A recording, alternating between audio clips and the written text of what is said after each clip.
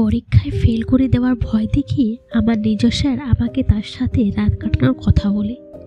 এদিকে বাবা মা আমাকে সাপ জানিয়ে দেয় এবার পাস না করলে আমাকে জোর করে তাদের পছন্দের কোনো ছেলের সাথে বিয়ে দিয়ে দেবে।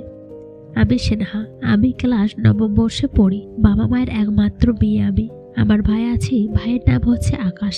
আমাদের পরিবারটা অনেক ছোট হলেও সবাই খুব আনন্দে জীবন কাটায়, কিন্তু সেটা যেন চিরস্থায়ী সাথে ছিল না।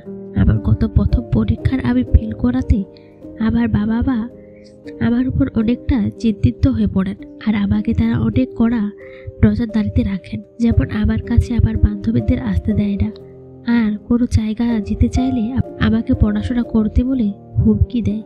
তারা আমার পেছনে একটা সার লাগিয়ে দেয়। সে স্যার আমাদের বাড়িতে এসে পড়াতে।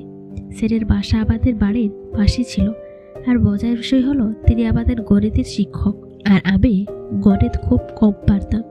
তাই বাবা মা আমার জন্য ওই স্যার ঠিক করেন। স্যার একবার যাবত পড়ার পর সাবরি আর বাকি কদিন তারপর আমাদের পরীক্ষা, তো তাই আমাদের পড়াশোনায় অনেক জোর কদমে চলে। স্যারের বয়স 40 কি 50 হবে। বিয়ে হয়েছে, কিন্তু শুনেছি তাদের নাকি ডিভোর্স হয়েছে। বেশ কয়েকদিন যাবত আমি খেয়াল করছি স্যার আমার পড়াশোনার ফাঁকে ফাঁকে আমার শরীরের একটি একটি পাটে হাত দিত। আমি বুঝতে পারতাম না সে এমনটা কেন করছে। একদিন স্যার আমাকে তার বাসায় আসতে বলে। তার শরীর নাকি অসুস্থ, তার বাসা কাছেই বলে যেতে দেয় বাবা মা। আমি গিয়ে স্যারকে একটা সালাম দিলাম। স্যার অসুস্থ ছিলাম তাই আমাকে বাসায় ডাকে। তো আমাকে দেখা অবস্থায় স্যার খাট থেকে উঠে বসে। স্যার আবার এই অঙ্কটা বুঝিয়ে দেন। এটা স্যার আবার কলম ধরতে গিয়ে আবার হাতে ধরে। কি আপনি এটা কি করছেন? স্যার কি হয়েছে? বাড়িতে কেউ নেই, কেউ বুঝবে না। স্যার আমি এক লাফ দিয়ে উঠলাম আর বললাম, স্যার আপনি এত বড় সাহস, আপনি এই কথা বলছেন কিভাবে? আমি আর আপনার এখানে পড়তে আসবো না। স্যার একটু ভুরু কুচকে তুই যদি আবার দেওয়া কথাটা রাজি না হস তাহলে আমি তোকে পরীক্ষায় ফেল করিয়ে দেব। আমি বেশিবিদ ভয়ে যেন কেঁপে উঠছি প্রতি ক্ষণে ক্ষণে।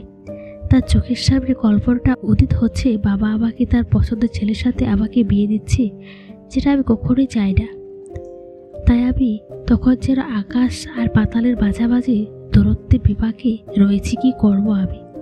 কাঁদতে কাঁদতে আমি স্যারকে জবাব দিলাম, স্যার আমি কালকে আপনার কাছে নিজেকে পুরোপুরিভাবে পেশ করব। বাড়ি গিয়ে নিজেকে সামলাতে না পেরে খাটিতে গিয়ে কান্না শুরু করলাম। আমি বুঝতেই পারছি না, উপরে পাখার উপরে ওড়না পেঁচায় আর ভাবি আজকে হয়তো জীবনের শেষ দিন, এই জীবনটা রেখে কি লাভ। কিন্তু ঠিক তখন